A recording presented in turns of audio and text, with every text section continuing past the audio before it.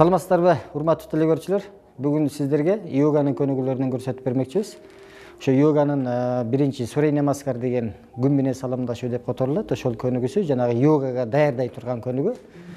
Ошол көнүгүүнү биринчи ошол йоганын көнүгүүлөрүндө денени даярдап берет. Биз ошол көнүгүүлөрдөн биринчи көнүгүүсүн ошодон баштамакчыбыз. Эмесе баштадык. Биринчисинде бел көп ийбеш керек да, биринчисинде бел ийилбеш керек. Колдорду капталга коебуз. Ушундай кылганда буттар тизеге түшүп, мынандай кылганда буттун растяжкасы белдики бардыгы чөйлүш керек да, кетиштебиз. Ушундай кылганда мына согончоктор тийиш керек дагы, баш ичкери кириш керек, кетти, чалкалайбыз. Бу жерде дем алып, дем чыгаруу сөзсүз түрдө туура болуш керек да. Бул жерде дем тартылат. Кайра аркага кетебиз. Дем чыгарабыз бул жерден. Бутты тартып келебиз. Дем тартабыз. Дем алып, дем чыгаруу туура болбосо, анда пайдасын азыраак алып калабыз. Сөзсүз түрдө дем алып, дем чыгарууну туура жасаңыздар, бул жерден дем чыгарып, көтөргөндө дем тартабыз.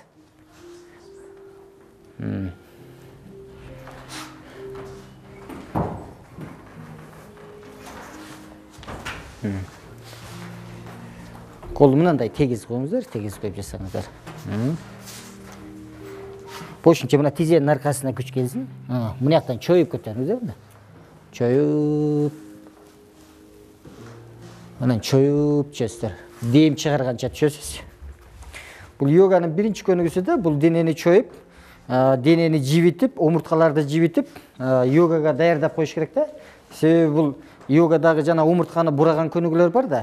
Эгерде бул көнүгүү жасалбаган болсо, анда денени кокустатып, жана омурткаларды кокустатып алышы мүмкүн. Эгерде омурткалар кокустап калга турган болсо, биз адамда бир 33-34 омуртка болгон болсо, ар биринен ички органдарга кеткен меридиандын жолдору бар да. Ошолор кысылып калса, биринчи эле мисалы үчүн мына биринчи көкүрөк омуртка кысыла турган болсочу, бул колго берет. Колдор муздайт, талыйт, алы жок болот, ошого окшогон болот да. А экинчи көкүрөк омуртка кысылып калса, бул жүрөккө берет.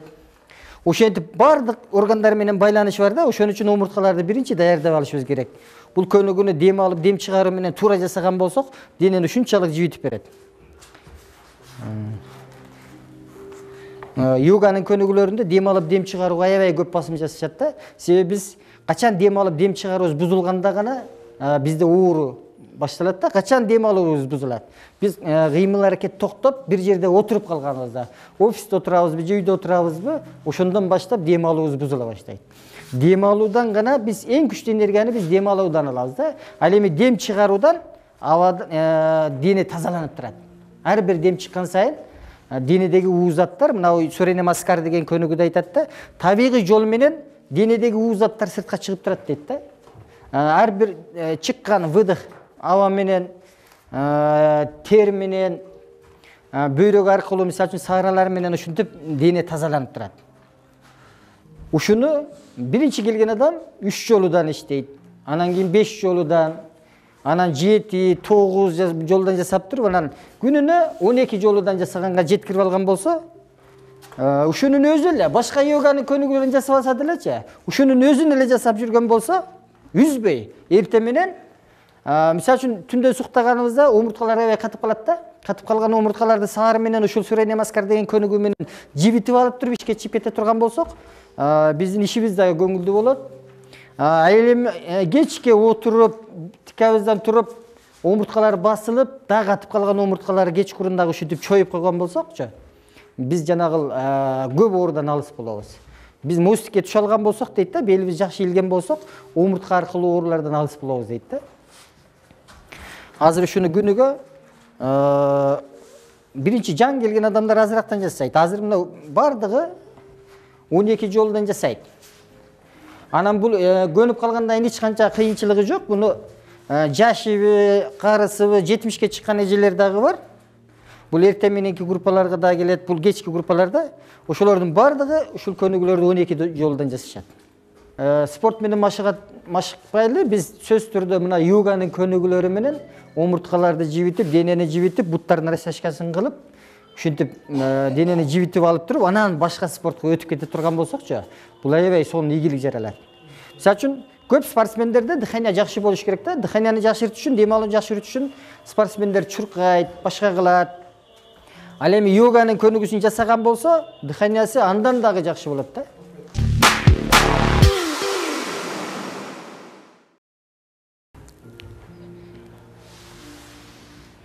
Эми тизелерди жаткандан кийинки биринчи көнүгүүсү тизелерди бүгөбүз, эки тизени тең бүктүк дагы, оң бутту тизенин үстүнө асабыз. Мына бут мындайраак коңуздар. Эми оң жака, сол жака таштайбыз. Баштадык. Мында да дем алып, дем чыгары туура болуш керек. Бул жерге келгенде дем алабыз, бул жерге келгенде дем чыгарабыз. Бул жака түшкөндө баш сөз түрдө бул жака кетиш керек. Көтөрүп туруп, бул жака кеткенде бул жака кетет. Дем алабыз, дем чыгарабыз. Дем алабыз, дем чыгарабыз. Жаңы келген адам дем алып, дем чыгарып ушундай кылыш керек. Анан дагы бир кыйла машып калгандан кийин бир жагында дем алып, бир жагында дем чыгарсак деле болот. Кол алакан жерди карап турат. Анан мында жанагы омурткасында оорусу бар, жана грыжалар көбөйүп кетип атпайбы азыр? Ошондо грыжасы барларда мынаны көп баспайт да, болду ушу жерге чейин, баягы ооруган жерине чейин эле алып барып туруп, анан кайра кете берсе болот. Булар азыр көп жылдан бери машыгып, азыр булар сонун жасап калышкан азыр. Анан омуртка эгер ооруп кеткен болсо, анда көп баспаңыздар.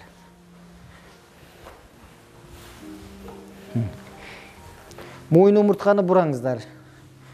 Бут оң жакка эткенде баш сол жакты карайт, сол жакка эткенде оң жакты карайт.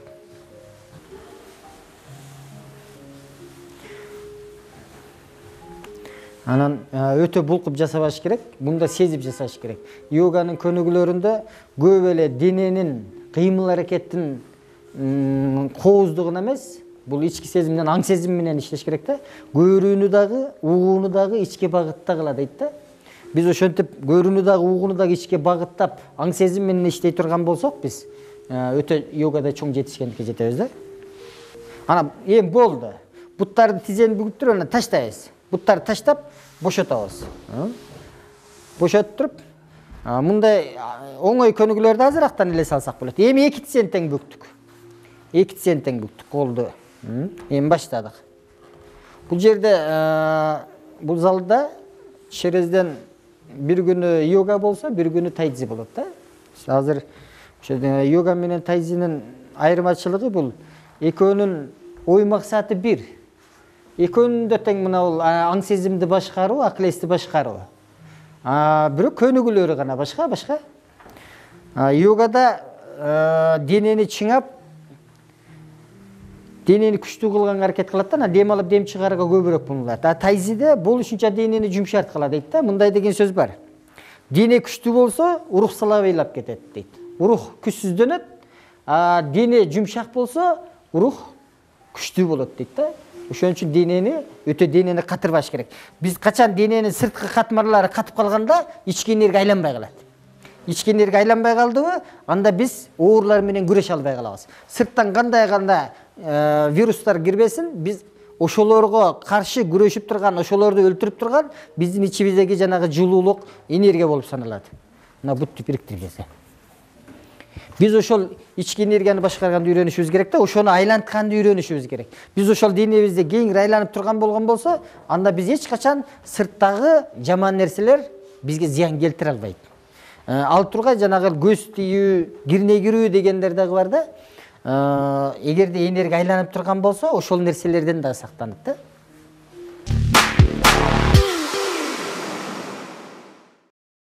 Эгерде ушул көнүгүүлөрдү, бүгүнкү жасала турган көнүгүүлөрдү ар бир адам күнүгө үзбөй, мисалы үчүн мындай мен ушуну жасабай койсом семирип кетпейинби, муну жасабай койсом кайра ооруп калбайынбы дейт да. Эч качан ал билбеген үчүн жасабай жүргөн. Билди, үйрөндүбү, аны сөзсүз түрдө жасаш керек. Мен адамдарга ушул нерсени айтып кетет элем. Бардык адамдарга ушул менин бирден бир кеңешим, ошол йоганы үйрөнүшсө, Кыргызстаныбыздын келечеги дагы бир алдыда деп ойлойм. Ошол ден соолугу чың болгондо гана, адамдардын ден соолугу чың, өлкөдөгү адамдардын ден соолугу чың болгондо гана ал мамлекет өйдө көтөрүлө алат да. Мен ошон үчүн бардык ошо кыргызстандыктарга ушул чакырып кетет элем, йога менен машыгышты.